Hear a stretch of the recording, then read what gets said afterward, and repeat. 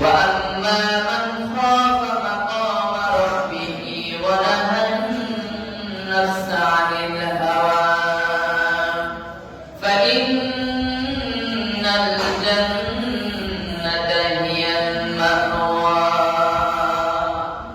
আল্লাহ পাক রব্বুল আলামিন কুরআনুল কারীমের মধ্যে ঘোষণা দিয়ে বলেছেন মান খাফা মাকাম রাব্বিহি, যে ব্যক্তি আল্লাহর সামনে দণ্ডায়মান হওয়াকে ভয় করে, অর্থাৎ কিয়ামত দিবসকে ভয় করে।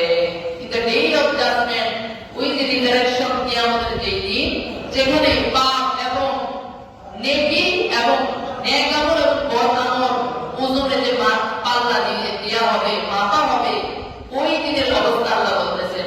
ওই দিনের ব্যাপারে যে ব্যক্তি ভয় করবে, ওয়ানাহান নাফসা আনিল হাওয়া, এবং যে ব্যক্তি নফসে আম্মারার ধোঁকা থেকে নিজেকে হেফাজত করতে পারবে। নফস বলে যাও একটু মদ খেয়ে আসো, একটু গাঁজা খেয়ে আসো, একটু চাঁদাবাজি করে আসো, এটা নফসে আম্মারার দাবি। নফসে আম্মারা বলে যাও যাও। এগুলো কি ভালো কাজ না খারাপ কাজ? খারাপ কাজ না?